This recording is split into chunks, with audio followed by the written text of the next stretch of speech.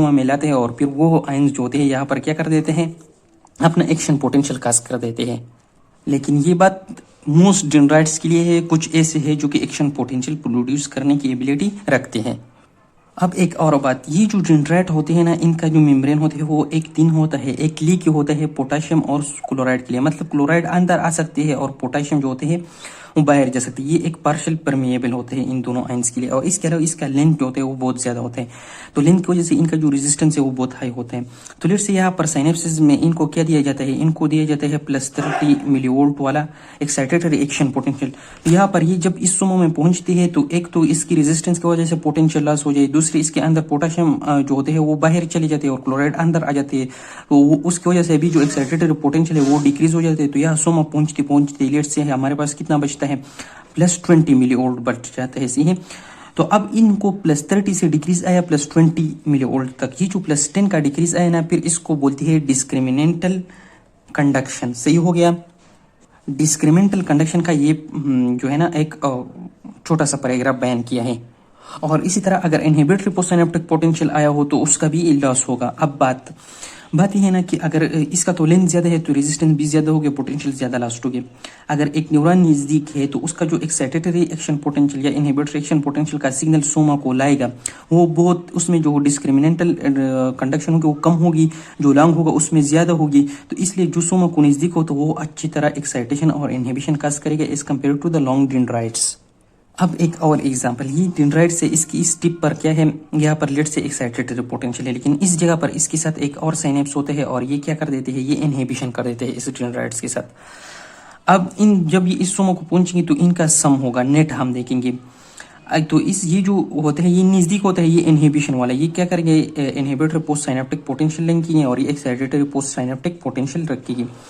तो इनको जब समीक्षण हो जाए तो यहाँ पर लॉस कम होगा सोमा में और यहाँ पर लॉस ज्यादा होगा, क्योंकि इसका जो है ना लेंथ ज्यादा है सोमा तक और इसका कम है।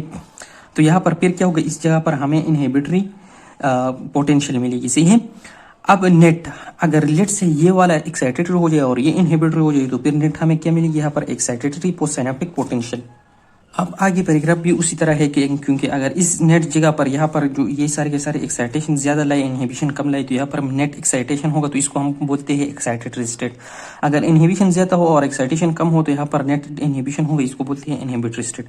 अब लेट्स से यहाँ पर एक्साइटेटरी स्टेट वाला जो फेज है वो आ जाए तो फिर क्या होगा कि ये न्यूरॉन जो होंगे ये यहाँ पर ये चैनल्स जो होंगे वो लीकी बन जाएंगे, से वो ओपन हो जाएंगे। तो फिर सोडियम अंदर आएगा, फायरिंग और फिर ये जो डेंड्राइट्स होते हैं ना, ये जो साइनेप्सिस होते हैं, या फिर ये रिपीटेडली फायर करते हैं, क्योंकि ये वो कहते हैं कि हमारा ये दौर है और वहाँ पर हम ही फायरिंग कर सकते हैं, हम जो है ना वो क्या है, हम डोमिनेटेड है इनहिबिशन पर। सही है। तो ये जब बार बार फायरिंग करेंगे तो फिर इस तरह थ्रेशोल्ड क्रॉस करेंगे और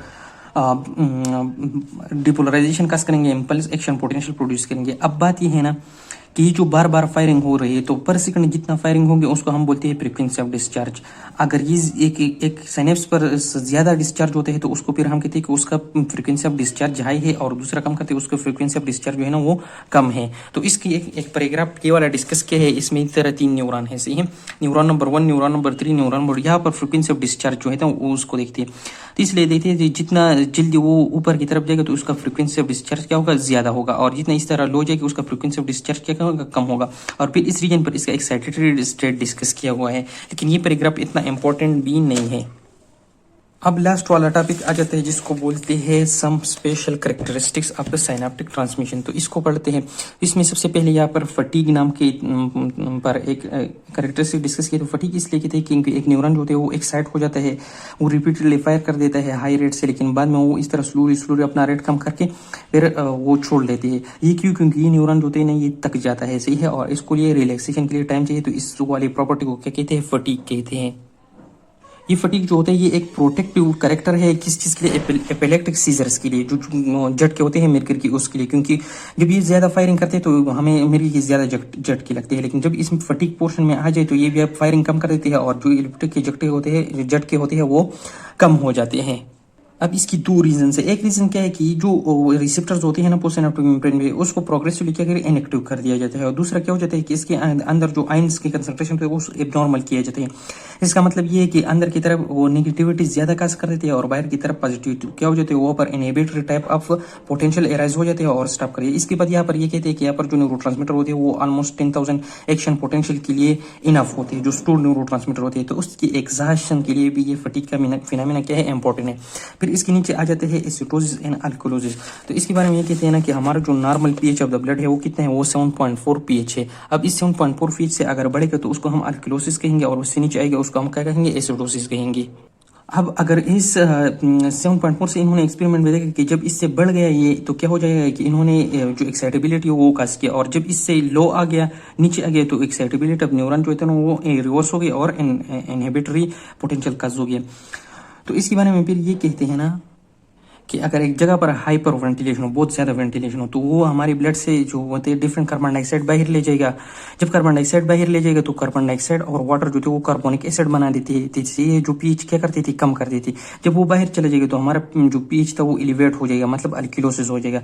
तो अल्किलोसिस जो है तो इस टाइम क्या होते हैं, हमें एपिलेप्टिक शॉक्स की अटैक हो सकता है। अब अगर एसिडोसिस होती है, एसिडोसिस के लिए ये फिर नीचे आ जाएगा और हमारे एक्साइटेटरी स्टेट जो होती है वो कम होता जाएगा। और ये जो हमारे अगर लेट से एक बंदा जो है वो एपिलेप्टिक शॉक में है, तो अगर हम उसका एसिडिटी लेवल ज्यादा करें तो उसके एपिलेप्टिक शॉक को डिक्रीज कर सकते हैं। अब इसके अलावा इसने क्या की क्यों होते हैं, क्योंकि जो डायबिटिक पेशेंट्स होते हैं या यूरिमिक एसिडोसिस होते हैं वगैरह, तो उन पेशेंट में ये ज्यादा होता है। और इसकी वजह से क्या होता है, जब पीएच ज्यादा होते हैं हम कोमा में चले जा सकते हैं, क्योंकि हमारा फायरिंग कम होता है, यहाँ पर firing of the post synaptic membrane. अब यहाँ पर ड्रग्स में फिर क्या कहते हैं कि जो हमारे कॉफी टी एंड कोका में क्या होते हैं, कैफीन होते हैं, ट्यूपिन होते हैं, ट्यूब्रोमिन होते हैं। ये क्या करते हैं, थ्रेशोल्ड लेवल कम कर देते हैं और इस तरह हमारे न्यूरॉन होते हैं वो इजीली एक्साइट हो जाते हैं, मतलब ये एक्साइटेशन ऑफ द न्यूरॉन खास करते हैं। अब एक और ड्रग है जिसको बोलते हैं स्ट्रिचनिन। ये क्या करते हैं, जो हमारा ग्लाइसिन न्यूरोट्रांसमीटर है स्पाइनल कॉर्ड में ना, ये इनहिबिशन करते हैं, इसको ब्लॉक कर देते हैं। फिर इनहिबिटरी ट्रांसमिशन नहीं होगी। जब इनहिबिटरी एक्शन पोटेंशियल ब्लॉक करेंगे तो एक्साइटेशन का होगा, तो ये भी एक्साइटेशन कर सकते हैं लेकिन मैकेनिज्म अलग है, मतलब थ्रेशोल्ड कम नहीं करता बल्कि ट्रांसमीटर इनहिबिटरी ट्रांसमीटर ब्लॉक कर देते हैं। तो इसी वजह से क्या है, रिपीटेडली ओवर फायरिंग हो जाती है और हमें मसल स्पेजम और टोनिक मसल्स बन जाती है इससे।